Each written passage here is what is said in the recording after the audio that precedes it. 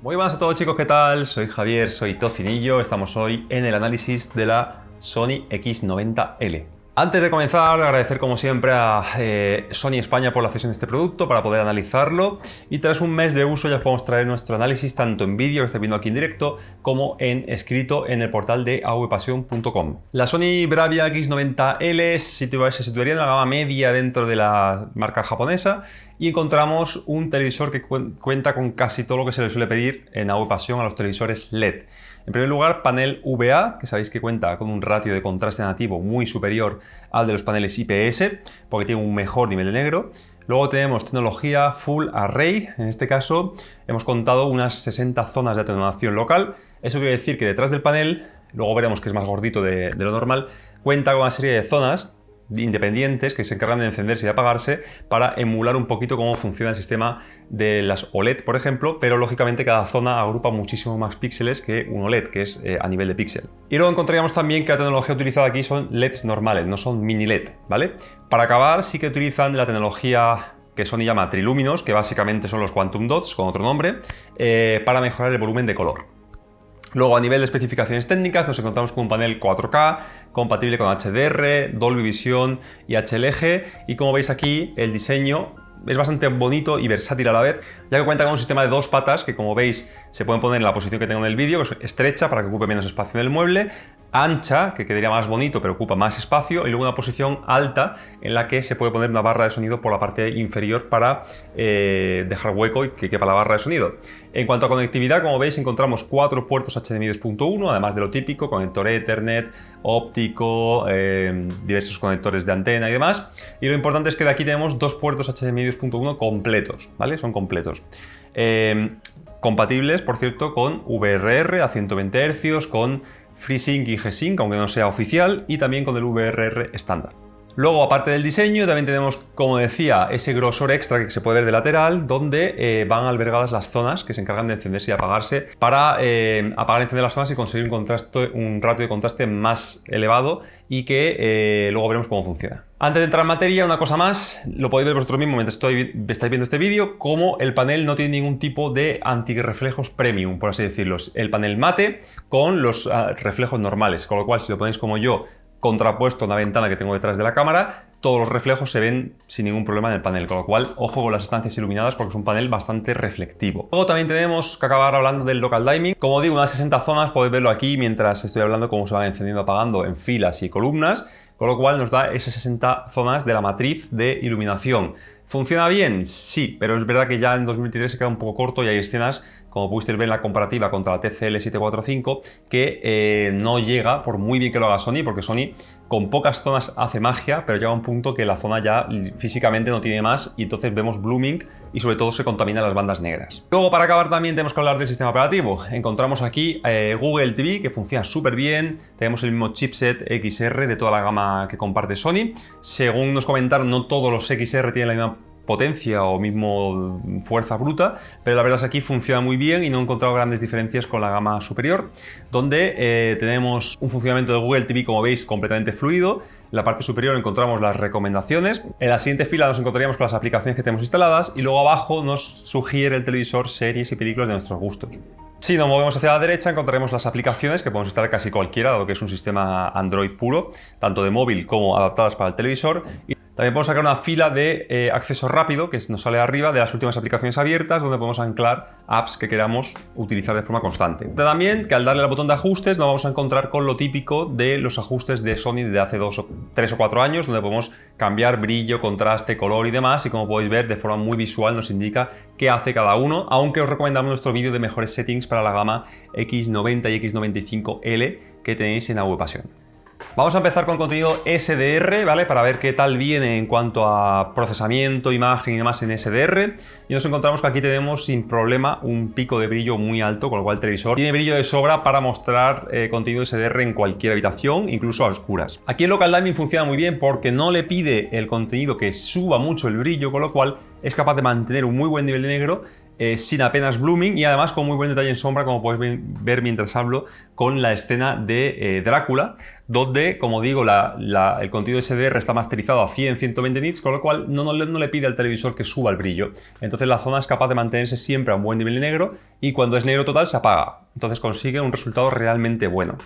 En cuanto a colorimetría, en SDR podéis verlo también en Alicia en el País de las Maravillas, donde adolece de lo mismo que toda la Sony, un punto de blanco muy azulado en lugar de más rojizo que utiliza el cine, más amarillo ocre, cosa que se corrige con una calibración profesional con sonda. Si alguien está pensando en hacer una, recordad que la podéis comprar conmigo en salondigital.es. Si no, tendréis ese punto como más azulado de Sony y que al ojo entrenado es un poco molesto porque al final las caras se tornan un poquito demasiado rojizas y todo tiene un tinte azulado por encima que no le queda nada bien. Y también en contenido SDR es donde vamos a encontrar el mayor punto a favor de este televisor, que es el escalado que tiene. Luego hablaremos más en profundidad en el apartado de procesamiento. Pero en contenido SDR, que suele ser todo 1080 o inferior, como por ejemplo Juego de Tronos, es donde el XR saca todo el potencial del televisor, escalando muy bien la imagen, con una nitidez muy fina, es decir, se ve nítido, pero no se ve extra procesado como pasa con otras marcas, y además consigue que no haya tanta diferencia con el contenido 4K. Si el contenido es 1080 y es bueno, a veces cuesta diferenciar el 1080 del 4K por lo bien que trabaja el procesador. Además, como viste también en la comparativa con la TCL, limpia la imagen muy bien cuando hay macrobloques, ruido, suciedad y posterización, sin quitar detalle fino de la imagen, lo cual es muy loable. Con lo cual, para contenido SDR, este televisor es muy recomendable. Pasamos a HDR, vamos a hacer así la estructura de siempre, SDR, HDR, Dolby Vision, y luego nos vamos con el procesamiento. Y en HDR empiezan un poco las carencias. Las 60 zonas se quedan bastante cortas. Tened en cuenta que en HDR el televisor tiene que subir mucho el brillo. Y hablando de brillo, este televisor llega a en torno a 850-880 nits al 10% y en torno a unos 600 a pantalla completa, con lo cual tiene muy poco ABL. En SDR el ABL es 0 porque toda la escena podemos ponerla entre 400 nits si queremos a nuestro gusto y nunca va a bajar de ahí, da igual el porcentaje de blanco que ocupe la pantalla. Pero en HDR sí que tenemos un ligero ABL, pero prácticamente inapreciable. Decía, aquí el Local Dimming se comporta un poco peor, las 60 zonas ya sí que se quedan cortas, encontramos contaminación lumínica en las bandas negras, encontramos también contenido como Expediente Warren, donde tiene que jugar la tele un poco con el detalle en sombra o mostrar un mejor y más profundo nivel negro, con lo cual a veces se queda un poco a medio camino. Y como veis, por ejemplo, en esta escena, las luces que aparecen en el fondo se iluminan, pero alrededor vemos el halo del blooming, porque la zona es más grande del objeto a iluminar, con lo cual no puede hacer milagros. Eso sí, cuando la escena es diurna, por ejemplo, os ponemos transformes de fondo, la imagen es muy impactante, muy buena, muy rica, con un buen nivel de nits para ser un televisor dentro de la gama media de Sony. Y también recordad que aquí tenemos que hablar del mapeo tonal. El mapeo tonal es esa señal en la que podemos evaluar cómo la tele sigue el estándar del HDR. Recordad que el estándar del HDR básicamente nos indica que es el contenido el que dice cuándo y dónde subir el brillo que necesita. No nosotros con el mando a distancia como hacíamos con SDR, que subíamos el control del brillo hasta el gusto que queríamos. No, aquí toda la película se va a ver al brillo que dice la película y solo en elementos pequeñitos, el sol, reflejos y demás, es cuando va a meter el chute de brillo que la tele considere porque se lo está indicando el contenido. Con lo cual aquí sí que podemos ver que funciona muy bien el mapeo de tonos. Ese seguimiento, esa curva que os estoy hablando, lo hace perfecto, siempre y cuando seleccionemos la opción de gradación dentro del selector de mapeo tonal del televisor. Y aquí, en cuanto a colorimetría, mientras estoy hablando podéis ver varias demos, le pasa exactamente igual que en SDR. Viene bien siempre y cuando usemos las coordenadas que utiliza Sony, es decir, las que tiene el televisor por defecto, con un punto de blanco demasiado azulado, lo cual hace que todo gire en torno a ese tinte azulado en las escenas que podéis ver incluso en la demo. Le falta esa profundidad del color más cálido del cine que utilizan el resto de fabricantes. Aún así, como digo, el gran mapeo de tonos que tiene, la ausencia casi de ABL y el gran pico de brillo que tiene para ser una gama media hace que el contenido HDR funcione muy bien siempre y cuando no sean escenas en penumbra donde, como digo, vamos a ver bastante blooming. Ya ahí las 60 zonas hacen lo que pueden y es un televisor que yo recomendaría para que lo veáis con ciertas luces encendidas en la casa, pero nunca oscuras, porque siempre vamos a ver bandas negras contaminadas o blooming en objetos brillantes pequeñitos. Bueno, vamos a Dolby Vision. En Dolby Vision la verdad es que está comparando tanto con la TCL como visteis el otro día como con la G3, y es verdad que el color está demasiado pálido, le falta como profundidad, le falta como saturación, se ven todas las tonalidades demasiado ocre, incluso para ser el estándar de Dolby Vision se ve como un poco pálido. Y yo creo que es porque el Dolby Vision es muy difícil de implementar y cada marca lo implementa un poco como puede, como quiere. Entonces aquí tenemos que el Dolby Vision brillo es demasiado brillante y el Dolby Vision oscuro es demasiado oscuro. Entonces el punto intermedio sería el correcto, pero no encontramos una implementación 100% correcta. Lo más parecido que yo recomendaría, Dolby Vision brillo con el mapeo puesto en gradación. Eso consigue el punto exacto de brillo que necesitaría el televisor. Pero lo del color le sigue faltando saturación, entonces no sé si es que no está del todo bien implementado, falta actualizar alguna cosilla, pero lo podéis ver vosotros mismos mientras estoy hablando, como las caras sobre todo le falta esa tonalidad de saturación de color. Entonces es probable que el televisor esté lavando color porque la zona se enciende y también provoca que se lave un poquito el color, y al ser un contenido HDR pues le exige más brillo y ya tenemos montado lo que estoy comentando, con lo cual el Dolby Vision en esta tele es regular, así que mi recomendación, utilizar Dolby Vision brillo con gradación puesto y no utilizar el televisor en completa oscuridad, porque vamos a ver todo el blooming y floración que tiene debido al alto rango dinámico. Aún así, como digo, es compatible plenamente, pero ojo que todavía no es compatible con Dolby Vision juego, ¿de acuerdo? No encontramos un modo Dolby Vision juego, y además a través del HDMI hay que priorizar o activar el VRR 4K 120 Hz o activar el Dolby Vision, digámoslo, completo, que es el que utiliza las películas en disco Ultra HD, así que luego lo veremos en el apartado de gaming. Bien, llegamos al apartado de procesamiento. Aquí me voy a extender un poco más porque es donde brilla este televisor con luz propia, ¿no? Tenemos el famoso procesador XR, que sabéis que es una firma de la casa, es el sello de la casa. Y empezamos hablando, por ejemplo, por el movimiento. Tenemos un movimiento que es excelente, encontramos dos controles, como podéis ver mientras hablo. Uno, lo que es la invención de fotogramas, que aquí se llama homogeneidad, que básicamente lo que hace es inventarse fotogramas en función del contenido para acelerar un poquito esa transición entre un frame y otro.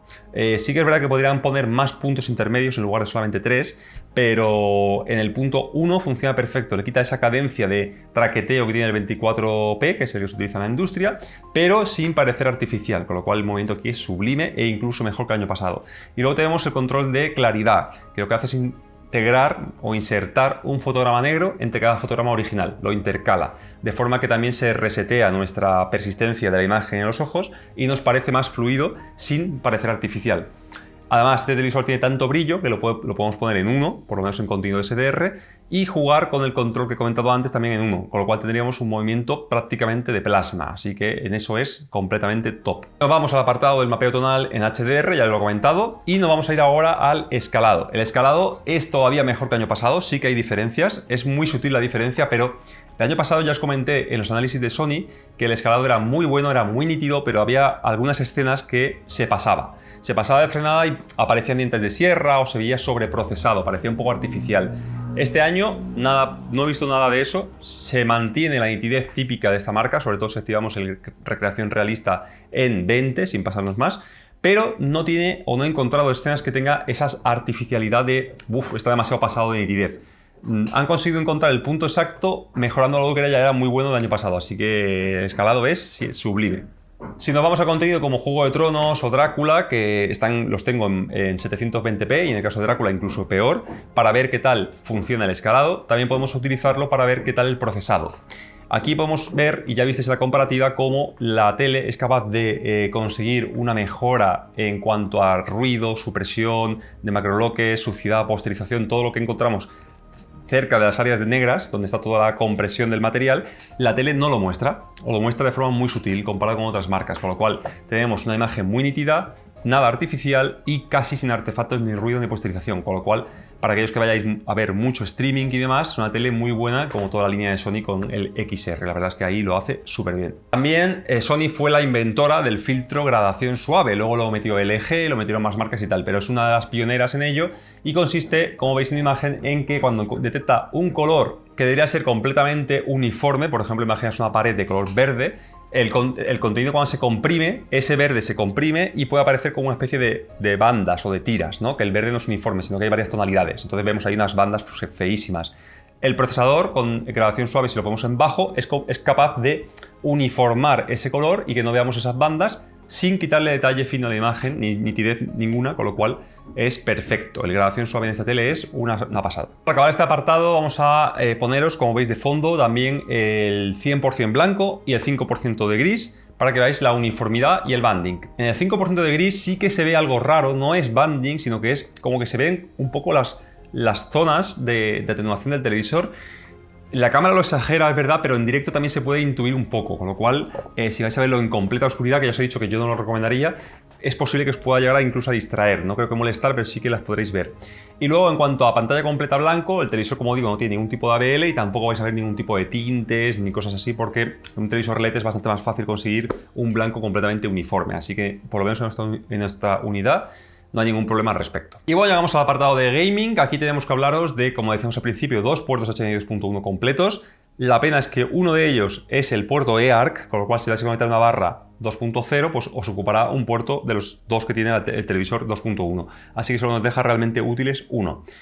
En cualquier caso, tenemos que elegir, como decía antes, en la configuración del televisor, si queremos elegir bien que ese HDMI funcione a 4K 120 Hz con VRR, bien que funcione con Dolby Vision completo. El Dolby Vision se puede activar de dos formas: el de baja latencia, que es como viene el televisor por defecto, o si en ese HDMI le indicamos que utilice Dolby Vision, utilizará, digamos, el chip completo, mejorando la imagen utilizando el doble capa que se utiliza en los contenidos Dolby Vision de los discos, pero hay que elegir entre eso o el VRR. En cuanto a input lag, podéis ver aquí en directo cuando estoy midiéndolo, 17 milisegundos aproximadamente en modo juego, la verdad es que es bastante rápida, y que funciona el VRR y funciona el local dimming activo a la vez 4K 120 Hz, con lo cual no vamos a tener problema de que se nos desactive el VRR o se nos desactive el local dimming. Con lo cual, como veis en pantalla, la imagen es muy buena, es muy parecida al modo película, al modo IMAX, y no hay ningún problema. El único problema es que, lógicamente, si jugamos en juegos HDR, vamos a tener el problema a través del blooming, porque la tele va a pedirle más brillo.